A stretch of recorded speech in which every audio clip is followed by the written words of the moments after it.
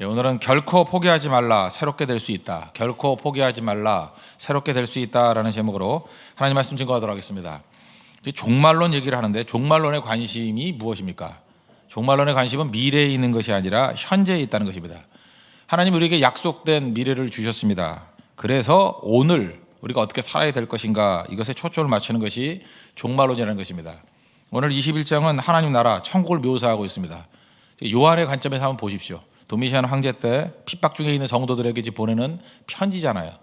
이 편지 내용이 무엇입니까? 이게 미래를 놓고 뭐 얘기하는 겁니까? 미래에 이러이러한 일이 벌어지니까 오늘 우리가 어떻게 살아야 될 것인가, 그걸 보여주고 있다는 것입니다. 그래서 오늘의 메시지로 이해하지 않으면 다 변질돼 버린다는 것입니다. 그래서 중요한 게 뭐냐면 오늘 21장에 나와 있는 이 천국 묘사에 있어서 핵심이 뭔가, 도대체 뭘 얘기하고자 하느냐, 그 큰 흐름을 잡아야 우리가 길을 잃지 않게 된다는 것입니다. 첫 번째 제일 중요한 개념은 뭐냐? 천국이란 건 뭐냐? 새롭게 되는 곳이라는 거예요. 새 하늘과 새 땅, 또는 새 예루살렘, 우리 새 교회, 새롭다는 표현을 씁니다. 새롭게. 새로워진다는 게 뭐냐? 천국의 본질이라는 것입니다. 1절 보십시오. 또 내가 새 하늘과 새 땅을 보니 처음 하늘과 처음 땅이 없어졌고 바다도 다시 있지 않더라. 이 새롭다라는 게 천국 개념에서는 가장 중요하다는 것입니다. 헬라어 단어를 보면은 이럴 때 헬라어 단어는 좀 필요한 것 같아요. 네오스라는 단어가 있고요. 또 하나가 카이노스라는 단어가 있습니다. 이게 새롭다는 두 단어인데, 이 네오스라는 건 뭐냐 하면 그러니까 시간적으로 새로운 거예요. 그러니까 거기서 뭐 뉴가 나온 거고 뭐 뉴스 이런 거죠. 그러니까 시간이 흘러가면서 완전히 새로운 거. 근데 이 카이노스라는 건 뭐냐 하면은 똑같은 건데 새로워지는 거죠. 그러니까 질적인 변화, 뭐 사람이 변화가 됐다. 제일 좋은 건 이겁니다. 뭐 이렇게 발모제, 뭐 탈모제 이런 거 광고하는 거 있죠. 약간 관심 있겠죠? 예, 약간. 그럴 때 어떻게 합니까? before 해가지고 옛날에 이렇게 그 반짝반짝 빛나리 모습을 보이다가 뭐가 낫다라는 거죠. after. 그거 많이 보셨잖아요, 그런 거. 그 사람이 변했어요? 안 변했죠. 사람은 똑같은 사람인데 질적으로 변했죠. 머리카락 없다가 머리카락이 새어난 거. 그럴 때 쓰는 단어가 뭐냐 하면 카이노스라는 거예요. 이해가 되시죠? 그러니까 하나님께서 주로 하시는 일은 뭐냐 하면은 옛 것은 다 갖다 버려버리고 새로운 것을 다시 쓴다라는 개념이 아니라 있던 거를 갱신해서 개조해서 새로운 존재로 만들어서 쓰신다는 것입니다. 그래서 우리 믿는 사람들의 본질은 뭐냐 하면 교체가 아니라, 그래서 뭐예요? 구속이라는 말을 쓰죠. 구속이라는 게 뭐예요? redemption. 돈 주고 사가지고 건져낸다, 그런 뜻 아니에요? redeem이라는 뜻입니다. 그게 새롭게 변화시킨다라는 개념이 반드시 들어가게 된다는 것입니다. 그래서 탕자 얘기죠. 탕자 있으면 넌 버린 자식이야. 그게 아니고 탕자가 변화돼서 올바른 아들로 서게 되는 모습. 그게 천국의 모습이라는 것입니다. 특별히 오늘 12절 한번 보십시오. 읽진 않았는데 12절 뒤쪽에 보면 거기 12지파 얘기가 나오죠. 크고 높은 성곽이 있고 12문이 있는데 문에 12천사가 있고 그 문들 위에 이름을 썼으니 이스라엘 자손 12지파의 이름들이라. 샘플로 한번 예를 드는 거예요. 12지파의 이름이 천국 문에 이렇게 이름이 쓰여졌다, 이런 얘기입니다. 그 12지파면 야곱의 12아들 아닙니까? 뭐 르우벤, 또 누가 있죠? 뭐 시므온, 레위, 넷째 아들이 뭐 유다, 뭐 이사갈부터 시작해서 쭉 12명이 쭉 나갑니다. 그 12아들들을 여러분들 아실 겁니다. 그 12아들들을 보면 위인들입니까? 위인들은 아닙니다. 문제투성이 사람들이에요. 첫째 아들은 뭐 계모를 범하지 않나, 뭐 둘째 2번 3번은 뭐 폭력적이질 않나, 또 공모해가지고 동생 팔아먹잖아요. 팔아먹질 않나, 또 넷째 아들 유다는 며느리하고 사이에서 뭐 아이를 낳질 않나, 뭐 입에 담기도 좀 힘든 뭐 그런 얘기들이 쭉 있지 않습니까? 그게 12아들이고 그들이 12지파가 됐잖아요. 근데 그들이 천국 문에 기록이 돼 있대요. 이게 무슨 얘기예요? 다 갖다 버리고 새로 쓰는 게 아니죠. 그 사람들이 갱신해서 새롭게 돼서 카이노스, 그래서 12지파가 되었다. 그래서 이런 것들을 바라보면서 이렇게 얘기하는 사람이 있습니다. 하나님 나라에는 쓰레기통이 없다. 버릴 게 하나도 없다는 거예요. 다 건져 쓴다는 것입니다. 그래서 천국의 개념은 뭐예요? 변화되는 거예요. 새롭게 변화되는 거. 교회도 마찬가지입니다. 뭐 이런 사람들 다 따라가 버리고 새로운 잘 준비된 사람으로 모였으면 좋겠어요. 그게 무슨 교회예요? 교회는요, 다 무너지고 깨지고 12지파 만들어내듯이 문제투성이의 사람들이 변화되어서 하나님의 백성으로 서게 되는 게 천국 개념이라는 것입니다. 이걸 지금 보여주고 있다는 거예요. 이 새롭게 됨, 이걸 놓치면 안 된다는 것입니다. 그래서 2장에 보니까 신부라 그러는데 2절 보세요. 또 내가 봄에 거룩한 성 새 예루살렘이 하나님께로부터 하늘에서 내려오니 그 준비된 것이 신부가 남편을 위하여 단장한 것 같더라. 여기서 중요한 단어가 두 가지입니다. 준비와 단장이에요. 그러니까 새 예루살렘이 이렇게 내려온다는 것입니다. 그냥 뭐 이 세상은 이 세상이고 천국은 천국이 이렇게 단절된 게 아니라 이 세상이 연속이라는 거예요. 여기서 잘 준비되고 단장되어서 예루살렘이 내려오게 된다는 것입니다. 무슨 얘기예요? 준비가 필요하다는 거죠. 준비하고 또 준비하는 거. 무슨 얘기입니까? 변화된다는 거예요. 단절적으로 뭐 이 땅과 내세가 따로따로 구분되어 있는 것이 아니라 이 땅에 있는 그 모습 그대로 가지고 간다. 그대로. 그게 천국의 묘사고 요한이 말하고자 하는 핵심이라는 것입니다. 근데 나중에 시간이 지나가지고 천국 묘사를 전부 다 이상하게 해버린 것 같아요. 특별히 9절부터 22절까지 보면은 천국의 묘사가 쭉 나오는데 이걸 천국 그대로의 묘사다라고 뭐 생각하는 사람도 있는데, 예를 들어서 이제 헤로도투스의 역사라는 책이 있지 않습니까? 그 책에 이렇게 기록되어 있어요. 잘 보면은 바벨론과 지금 새 예루살렘을 비교하고 있는 거예요. 바벨론이 있었죠. 지 멋대로 사는 그 큰 성 바벨론. 근데 그거와 새 예루살렘을 그대로 대조하고 있다는 것입니다. 여기 사이즈를 보면은 12,000 스타디온이라고 돼 있어요. 12,000 스타디온. 스타디온은 얘기했죠. 스타디온에서 스테디움이 나왔다고. 옛날에 스테디움 이렇게 운동 경기장이 200m였는가 봐요. 오늘 성경 나눠줘 보니까 192m로 돼 있는데 제가 배울 때는 200m로 배웠습니다. 그러니까 12,000 스테디움, 그러니까 곱하기 200을 해보세요. 얼마가 나오냐면 2,400km가 나와요. 2,400km라 그러면 부산 사람 계십니까? 서울에서 부산이 한 400km쯤 되죠. 그 6배예요. 그러니까 이게 평방이니까 36배. 남한의 한 36배 정도 되는 크기. 그게 바벨론 원래 크기였대요. 헤로도투스에 의하면. 그러니까 바벨론 원래 크기 그대로 지금 새 예루살렘을 묘사하고 있다는 것입니다. 무슨 얘기인지 아시겠어요? 이미 당시에는 바벨론의 크기에 대해서는 그 12,000 스타디온이라는 개념이 있었다고요. 그래서 이 크기는 바벨론의 크기야. 근데 새 예루살렘의 크기도 이걸 그대로 묘사했다는 거예요. 12,000 스타디온, 2,400km 정도 된다. 무슨 얘기입니까? 전혀 새로운 게 아니라 이 땅에 이 썩어질 바벨론이 하나님의 능력과 은혜로 변화되어서 새 예루살렘이 된다. 그런 묘사라는 거예요. 그런 묘사. 헤로도투스의 개념하고 비슷하다는 거예요. 요한이 지금 말하고자 하는 게 뭡니까? 요한의 꿈이에요. 이 땅이 변화된다는 거예요.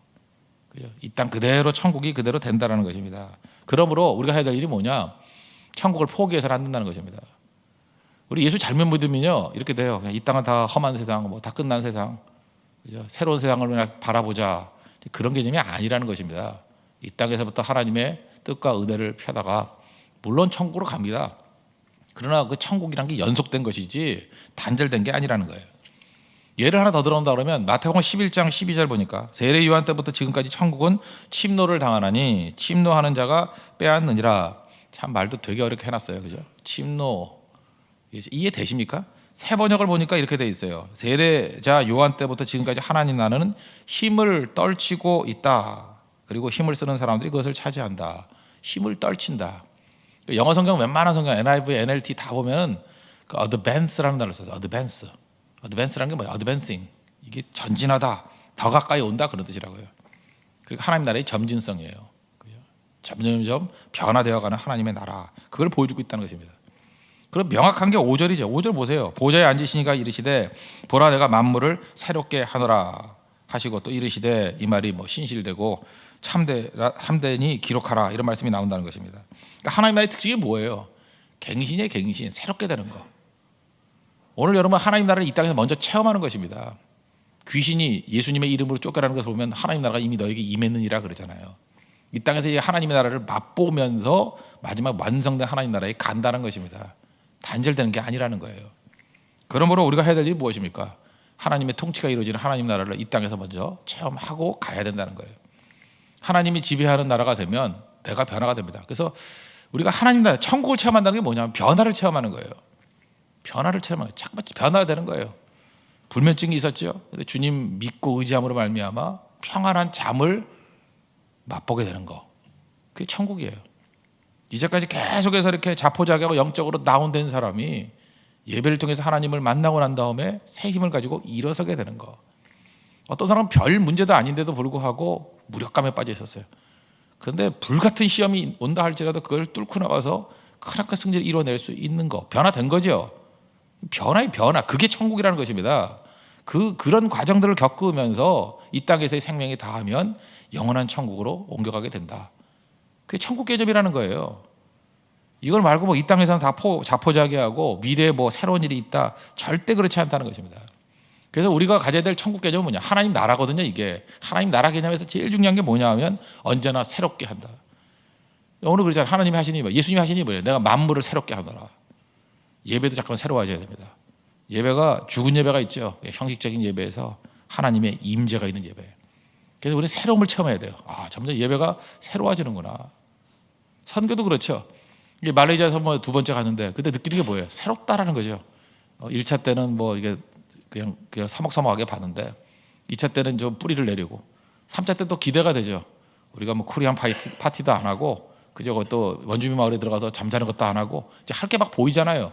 점점점 새로워지면서 어떻게 해야 되는지 이렇게 뭐 말씀 증거, 오영리를 증거하면서 이렇게 그림으로 증거할 수도 있고 그들이 읽게 만들고 언어적인 한계를 뛰어넘을 수 있는 길들도 하나씩 보이기 시작하죠. 자꾸만 새로워지는 거, 갱신하는 거. 그게 하나님 나라라는 것입니다. 그래서 하나님 나라의 개념을 가지고 있는 사람들이 들어가면요, 사회가 놀라요. 절대 똑같은 일을 반복하는 게 아닙니다. 질적으로 막 변화되는 거. 카이노스. 어쩜 저럴 수가 있지? 가끔마다 이렇게 운동 경기 하다 보면요, 뭐 저는 이제 탁구를 많이 치는데 어느 날 보면은 저거 같은 사람인가 하는 생각이 들어요. 어떻게 같은 사람이 이렇게 잘하지? 또 어떤 때 같은 사람이 이렇게 저렇게 못하지? 똑같은 사람이 달라져요. 그게 능력이라고. 능력. 똑같은 사람인데 완전히 달라진 모습이라는 거예요. 새로운 사람 뽑는 게 아닙니다. 똑같은 사람이 뛰는 거예요. 또 최근에 뭐 야구 선수 가운데 추신수 선수가 그랬다 그러죠. 뭐 계속 못하다가 또 괜히 요즘에 또 잘하는 것 같아요. 그러니까 그 해설자가 그렇게 표현하잖아요. 똑같은 선수 맞습니까? 그런 개념이에요. 그게 하나님 나라예요. 여러분 전혀 다른 그런 새로운 모습들을 보이는 믿음의 종 되기를 바랍니다. 그래서 이걸 어떤 신학자는 묘사하기를 발효라고 표현해요. 발효. 그러니까 똑같은 것이 이렇게 그냥 물리적으로 엉성하게 섞여 있는 게 아니라 그 안에 생명의 능력이 들어가니까 발효가 된다는 거예요. 배추에 고춧가루 뿌린다고 다 되는 게 아니잖아요. 그 안에 모여가지고 발효가 되니까 김치가 되는 거잖아요. 뭐 술도 발효되는 거 아닙니까? 다 발효. 대표적인 게 뭐 야쿠르트 같은 거, 요구르트인가요? 그 발효. 우리 인생이 발효가 돼야 돼요. 발효. 완전히 변화가 되는 그게 천국의 개념이라는 것입니다. 그래서 오늘도 생명의 말씀을 통해서 인생이 완전히 변화되는 우리 하나님의 거룩한 종 되기를 바랍니다. 두 번째 천국 개념은 뭐냐면 이기는 자예요. 이기는 자. 새롭게 되는 게 천국 개념이고 또 하나가 이기는 자. 7절 보십시오. 이기는 자는 이것들을 상속으로 받으리라. 나는 그의 하나님이 되고 그는 내 아들이 되리라. 그러니까 최종 승리자가 된다. 최후 승리자가 된다는 것입니다. 근데 그 최종 승리를 하게 되는 비결이 어디 있느냐고 앞에 나와 6절. 또 내가 내게 말씀하시되 이루었도다. 나는 알파 오메가여 처음과 마지막이라. 내가 생명수 샘물을 목마른 자에게 값없이 주르니. 생명수 샘물이 무엇입니까? 말씀이거든요. 우리가 해야 될 일, 이렇게 이기는 자가 되고 새롭게 되는 자가 되는 어떤 원동력, 그거 어떻게 해야 돼? 결심 갖고 되는 거냐는 거예요. 아니죠. 생명수 샘물이 흐르면 된다는 거예요. 생명수 샘물이 무엇입니까? 생수의 강이 뭐예요? 말씀을 통한 성령의 역사죠. 그래서 생명수의 샘물이 흐르면 그게 승리자가 되고 새롭게 되는 하나님의 백성이 된다는 것입니다. 그래서 교회가 할 일이 뭐예요? 생명수의 샘물이 흐르게 만드는 거. 말씀 증거하고 성령 의지하고. 마귀가 하는 일이 뭐예요? 그거 못하게 하고. 그래서 우리가 새롭게 되는 길은 그겁니다. 예배밖에 없습니다. 말씀과 성령 의지하는 그 길밖에 없다는 거예요. 그러면 승리하게 된다는 거예요. 그러면 이게 없으면 어떤 일이 벌어지느냐? 여기 멸망받을 사람들의 특징, 이게 8절에 나오는데 8절 보세요. 이 목록이 아주 지저분한 목록이 나오죠. 그러나 두려워하는 자들과 믿지 않은 자들과 흉악한 자들과 살인자들과 음행하는 자들과 점수가들과 우상숭배자들과 거짓말하는 모든 자들은 불과 유황으로 타는 못에 던져지리니 지옥에 간다. 그 얘기인데 특이한 게 있죠. 이런 이상한 사람들의 목록 가운데 1번이 뭐예요? 두려워하는 자들. 이거예요. 두려워하는 자들. 사실 두려워하는 자들이 그 뒤에 있는 모든 것을 다 포함한다. 그런 개념이라고도 거의 다 같다고 생각합니다. 두려워한다는 게 뭐예요? 하나님 말씀이 없으면 다 두려워진다는 거예요. 하나님 말씀이 이루어진다라는 확신을 거절하는 자들. 여러분 말씀 거절하면 제일 먼저 오는 게 뭔지 알아요? 두려움이에요. 두려움 때문에 배신이 일어나는 거예요. 배신하고 떠나고. 다 보면 두려움이에요. 두려움이 와가지고 그냥 아무것도 못하게 만들어버려요. 도망치게 만들어버리고 사명도 떠나게 만들어버리고. 그래서 두려움은 형벌이 있다 그랬잖아요. 하나님이 우리에게 주시는 마음은 두려워하는 마음이 아니고 사랑과 근신하는 마음이 절제라고. 그죠? 두려워하는 마음이 두려워하는 마음. 그 두려워하는 마음이 거기서 끝나는 게 아니에요. 저는 두려워요. 그거 아니라는 것입니다. 말씀이 안 들어가면 두려움이 있다라는 거예요. 믿음이 떠났을 때 특징이 뭐냐? 두려움이라는 거예요.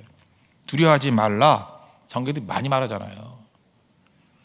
제가 최근에 그 뭐 리더십이라는 잡지 보니까 이런 표제가 나오대. Your faith can move mountain. 산을 옮길 수 있다는 거예요. 믿음이. 그런데 your doubt can create them. 우리의 의심이 산을 만들어내는데요. 이 산이라는 것을 난관이라고 얘기하면 믿음은 난관을 옮길 수 있다. 그러나 의심은 난관을 만들어낸대요. 우리 어려움들을 내가 만들어내요. 믿음이 있으면요, 크라크 산과 같은 난관이 있다 할지라도 그것을 갖다가 can move mountain 다 변화시킬 수 있어요. 움직여버릴 수 있다고. 근데 의심이 있으면요, 없던 것도 다 만들어내버려요. 그래서 여러분 보세요. 실제로 문제가 하나도 없는데도 불구하고 그러니까 시간이 가면 갈수록 자기가 산을 만드는 사람이죠. 여기저기 산 속에서 그냥 갇혀있는 사람이 있다고요. 반면에 믿음의 사람은 그 산을 옮겨버립니다. 그 내용이 뭐예요? 믿음은 모든 걸 극복하는 사람들이고, 믿음이 사라지면 두려움 가운데 오히려 난관들을 만들어서 자기가 만든 난관 가운데 갇혀버린 인생이 될 수밖에 없다는 것입니다. 잘 보세요. 모든 우상숭배, 점치는 사람들, 미신하는 사람의 특징이 뭐예요? 두려움이에요. 사람을 두렵게 만들어서 종로하게 만드는 거예요. 다 두려움. 우리 여러분들 두려움 가운데 있을 때 특징이 뭐예요? 힘이 다 빠져서 아무것도 못해요. 그죠? 우울증에 빠져버리고 의욕이 다 사라져버리고 그렇게 됐다는 것입니다. 근데 하나님이 우리에게 주시는 건 뭐예요? 믿음 주시는데, 믿음은 끝을 보는 거죠. 그래서 의욕적으로 일어서게 된다는 것입니다. 해와 달과 별, 우리는 바라보면서 다스리라 문화 명령을 받았죠. 두려워하지 않아요. 근데 우상 숭배하는 자의 특징이 뭐예요? 피조물임에도 불구하고 그걸 두려워서 절하고 그런다라는 거예요. 비가 오면 폭우가 쏟아지면 뭐 이상하다 두려워 떨어서, 천둥 치면 뭐 두려워 떨고. 뭘 두려워 떨어요? 뭐 같은 그 플러스끼리 부딪히니까 터지는 거지. 제가 너무 과학적이에요? 천둥 치는 거가 뭘 놀라요? 놀라기는. 구름이 부딪혔는가 보다 그러면 끝나는 거지. 재앙의 강보다가 아니에요. 하나님이 주관하시는 거예요. 그걸 읽고 다스릴 줄 아는 그 모습이 있어야 된다는 것입니다. 잘 속지 마십시오. 하나님께서 하나님의 백성들을 연단하시기 위한 고난을 주셨는데 그걸 왜 두려워해요? 우리 기뻐해야죠. 이걸 통과하면 내가 얼마나 강력해질까. 그런 마음 먹어야지. 마귀가 주는 게 정죄하는 마음이라는 거예요. 내가 죄졌으니까, 넘어졌으니까 나 이제 끝장이야. 절대 그렇지 않다는 것입니다. 다시 원점으로 들어가면 12지파, 그 쓰레기 같은 놈들도 다 품어가지고 12지파를 만드신 게 하나님이에요. 탕자를 건드신 게 하나님이라고요. 모든 걸 다 새롭게 하십니다. 생수의 강물이 흐르면 가능합니다. 여러분 믿습니까? 나 자신의 변화됨을 확신하시고 우리 가정의 천국됨을 구하십시오. 우리 교회가 천국의 모형이 돼야 될 것이고, 여러분의 삶의 모든 부분들이 하나님의 나라가 임하는 그 천국을 체험하는 믿음의 종 되길 바랍니다. 오늘도 말씀으로 말미암아 새롭게 되고, 말씀으로 말미암아 이기는 하나님 백성 되기를 축원합니다. 모두 자리에서 일어나겠습니다. 440장 찬송하겠습니다.